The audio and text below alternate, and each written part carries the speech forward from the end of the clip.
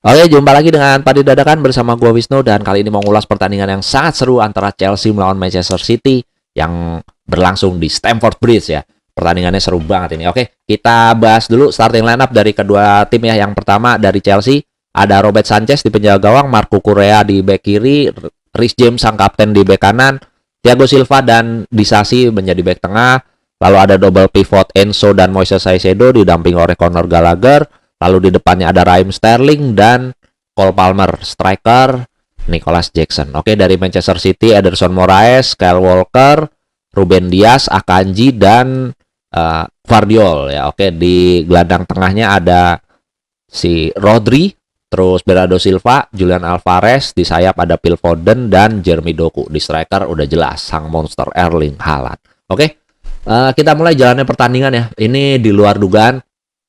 Nggak di luar dugaan sih, sebenarnya gue udah prediksi Chelsea akan main seperti gaya main melawan Arsenal ya, karena ini dia lawan Arsenal tuh dia main bagus banget ya. Terus abis itu lawan Brentford gue nggak nonton sih, jujur gue nggak nonton, jadi gue nggak tahu, dan itu kalah ya dia, gue juga bingung ya. Padahal lawan Arsenal itu bagus, dan Chelsea kalau ngelawan tim yang memang bermain ofensif menurut gue sangat sangat baik ya tim ini ya, kalau meladeni tim yang ofensif gitu. Salah satunya pas ngelawan Arsenal kemarin ya, cuman sayangnya bisa kebobolan 2 gol juga, dia udah unggul 2 gol terus kebobolan 2 gol. Oke, kita bahas dari segi jalannya pertandingan dulu, jadi taktikal dulu ya.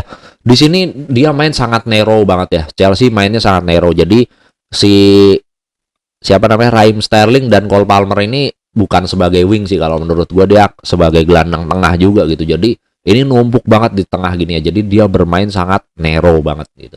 Dan ini yang menyebabkan Manchester City tidak bisa dengan nyaman gitu ya megang bola di tengah, nguasain bola di tengah itu nggak bisa nyaman banget, karena ini 5 gelandang ini menurut gua 5 pemain tengah ini hardworking semua ya, dan mobilitas tinggi seperti ngelawan Arsenal lah. Jadi lini tengahnya solid banget ya. Jadi susah untuk City berlama-lama untuk pegang bola gitu ya. Untuk nyaman ngatur tempo dan segala macam, City memang agak kesulitan ya. Oke, City sendiri juga seperti biasa kalau nyerang juga dia pakai 3 box 3 ya. Jadi Akanji naik ke depan, ini akan masukin shape seperti ini, dan Gvardiol dan Kyle Walker juga sering juga ngebantu nyerang ya. Dan biasanya kalau mereka yang ngebantu nyerang, biasa Akanji akan turun, Rodri juga nggak terlalu maju ya. Jadi variasi serangannya seperti itu Manchester City. Dan ya ini nggak tahu kenapa ini mungkin antitesanya 3 box 3-nya Manchester City mungkin ya. Chelsea menurut gua Pochettino sangat sangat bagus sih ya. Ini mirip seperti lawan Arsenal lah.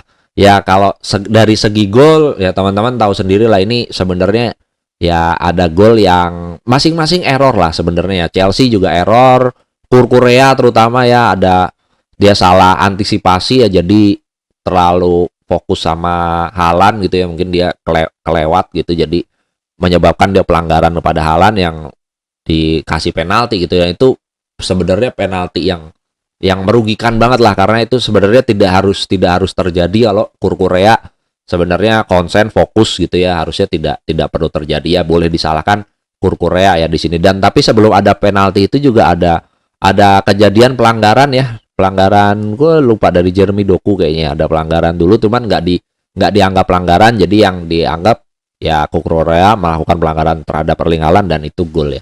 Lalu nggak lama Thiago Silva ya ngegolin dari corner.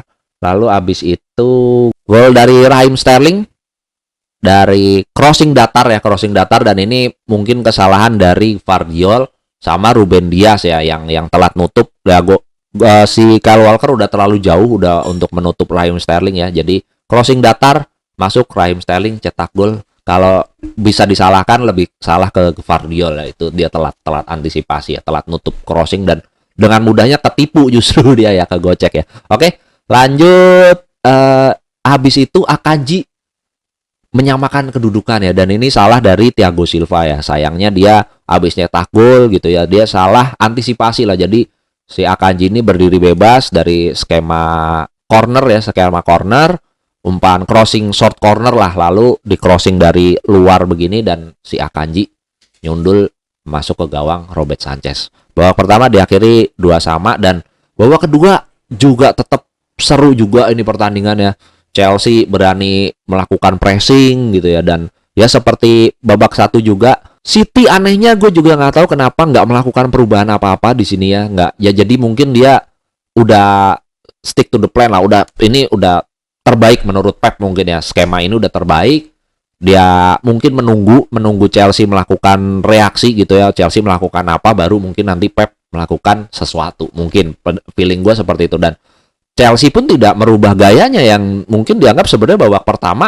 Menurut gue Chelsea bermain sangat bagus ya untuk ngimbangin Manchester City gitu, yang ya boleh dibilang tim terbaik dunia menurut versi Ballon d'Or ya. Dan ya ini Chelsea kan sebenarnya sebagai kuda hitam aja di pertandingan ini gitu, nggak diunggulkan sebenarnya, dan di luar dugaan imbang lagi ya. Faktornya menurut gue ya 5 plus ini sih, plus 1 ya, si Nicholas Jackson ya, yang dia banyak sekali terlibat lah sebenarnya, banyak ngebantu ke belakang juga, banyak track back, terus juga sering narik backnya gitu ya. Jadi sering Ruben Dias lah terutama yang sering ketarik sama Nicholas Jackson, nah, sering out of position gitu. Ruben Dias ketarik sama Nicholas Jackson ya, kayak tadi golnya Raheem Sterling juga gara-gara Ruben Dias ketarik sih sebenarnya sama Nicholas Jackson ya. Ya walaupun nggak terlibat dalam sentuhan untuk menciptakan gol, tapi untuk pertandingan ini gue agak respect sama Nicholas Jackson sih ya. Kalau nggak kelihatan memang sebenarnya dia nggak pegang bola, tapi pergerakan dia untuk malam ini menurut gue oke ya. Oke lah untuk Nicholas Jackson. Oke, lanjut di justru dengan pertandingan yang imbang ini, ternyata Manchester City yang berhasil nyetak gol melalui Erling Haaland, mirip sama kebobolan oleh Raheem Sterling tadi, crossingnya dari sisinya Korea sini, umpan datar, crossing datar gitu ya, disambut sama Erling Haaland, dan itu gol 3-2. Nah di sini serunya ya, di sini gue boleh angkat topi buat Pochettino, dia berani ngambil resiko ya, udah kalah gitu kan, timnya kalah mau ngapain lagi, dia ngeganti Enzo diganti sama Mikhailo Mudryk di sini. Mikhailo Mudryk masuk, Enzo keluar. Nah, ini langkah yang sangat berani kalau menurut gua ya, tapi tim udah kalah mau ngapain lagi gitu ya. Conor Gallagher jadi agak mundur, Cole Palmer juga jadi agak merapat ke tengah ya. Mikhailo Mudryk ternyata diplot menjadi wing ya, dan di sini Raheem Sterlingnya yang mungkin berubah ke kanan gitu seperti ini, dan ternyata membuahkan hasil. Nicholas Jackson bisa menyamakan kedudukan ya, berkat aksi Mudryk juga menurut gua salah satu penyebabnya. Nicholas Jackson akhirnya bisa mencetak gol ya ke gawang Manchester City, dan 3-3 sekali lagi, 3-3. Dan di menit 80-an sekian ya, ini ya Rodri sekali lagi, ini benar-benar gelandang yang salah satu pemain paling penting kalau menurut gua saat ini di Manchester City, yaitu Rodri ya. Kemarin berapa pertandingan ya dia kalah ya tanpa Rodri gitu, dan Rodri gue pikir ini akan menjadi penyelamat ya, akan membungkam Chelsea di menit 85 atau 86 lah, gue lupa tepatnya ya. Rodri dengan gol tendangan jarak jauh ya, dari tendangan jarak jauh dari luar kotak, dan deflect bolanya memang, tapi ya berhasil menjadi gol gitu di situ. Dan ya gue pikir ini selesai sih untuk Chelsea. Dan anehnya gitu ya, gue nggak tahu kenapa nih Pep Guardiola nggak melakukan perombakan yang signifikan ya. Paling ngeganti Doku dengan Grealish, terus Mateo Kovacic kemarin masuk ngegantiin siapa gue lupa ya, Mateo Kovacic lah ya. Menurut gue tapi dari segi skema dia nggak berubah banyak gitu ya. Dengan nyerang tetap 3-box-3, cuman udah 3-box-3-nya udah mulai agak kendur gitu ya sedikit, cuman nggak melakukan perubahan signifikan gitu. Gue nggak tahu kenapa ya, mungkin karena waktu udah mepet juga gitu ya. Dari yang biasanya Pep Guardiola dalam keadaan-keadaan begini biasanya dia merubah taktik ya, apalagi dia ngerespon Chelsea yang jadi lebih agresif gitu ya setelah ketinggalan gitu ya. Dan ternyata Pep Guardiola nggak ngerespon itu, jadi ya tetap bermain dengan biasa aja. Dan ini yang menurut gue salah satu bumerang ya, tapi inilah sesuatu yang memang kadang terjadi di sepak bola gitu ya. Beranggap udah settle gitu ya, bermain seperti ini aja beranggap aman, dan ternyata tidak ya. Ada Armando Broja juga, dan di sini ya kembali lagi kenekatan lagi dari Pochettino ya. Sekali lagi tim udah kalah mau ngapain lagi, mau ke selisih 2, selisih 3 sama aja toh nggak dapat poin gitu. Jadi dia ngambil resiko ganti Caicedo dengan Armando Broja, dan benar aja ya terjadi, Armando Broja dilanggar di kotak penalti oleh Ruben Dias kalau gua nggak salah. pelanggaran dan ini bener-bener penalti kalau ini ya, kalau Armando Broja tadi. Kalau yang Chelsea tadi masih ada perdebatan karena ada pelanggaran juga gitu ya, ada pelanggaran sebelum terjadinya pelanggaran terhadap Erling Haaland. Nah, kalau ini benar-benar penalti dan dimanfaatkan dengan baik oleh Cole Palmer yang musim panas ini baru aja dibeli sama Chelsea gitu ya, dan dia waduh, penaltinya benar-benar keren banget dan ini menjadi penutup pertandingan ini dengan skor 4-4. Kredit tetap harus dikasih ke Chelsea ya, dan Mauricio Pochettino-nya yang benar-benar gila ini pertandingan, yang membuat pertandingan ini sebagai fans netral, nggak netral. Sebenarnya gue berharap Chelsea memang yang berharap kejutan dari Chelsea ya, di awal-awal pertandingan. Wah, ini nih Chelsea nih bangkit nih ya.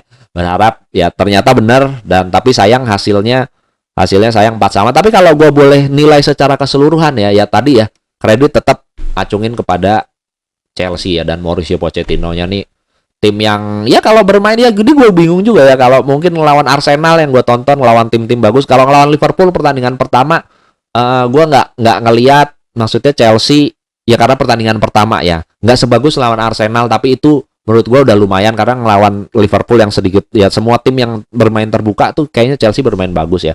Kalau gue lihat Arsenal dia bermain bagus, sayang sekali lagi skornya bisa dikejar 2-2. Ini juga ya sayang kebobolan banyak aja sih dia, error dari pemain belakang sangat disayangkan gitu aja ya. Sebenarnya City ya sebenarnya sama lah, semua tim kalau udah kebobolan banyak gini ya pasti ada error lah dari lini pertahanan, itu udah pasti ya. Oke, jadi kalau kredit kalau ke pemain ya tadi kalau menurut gua gelandangnya Chelsea ya, termasuk Nicholas Jackson, menurut gua harus diacungin jempol.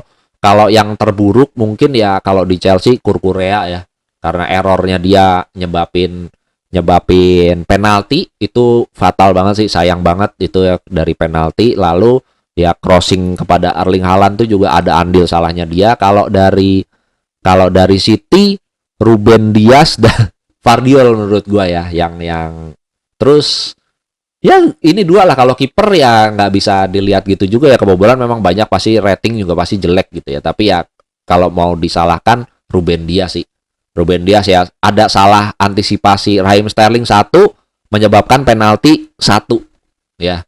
Terus masa ya gampang kepancing sama si ini ya Nicholas Jackson, tapi ya itu part of strategi lah ya, pasti ada plus minus lah ya. Mungkin bad day-nya Ruben Dias lah hari ini ya kalau menurut gua ya.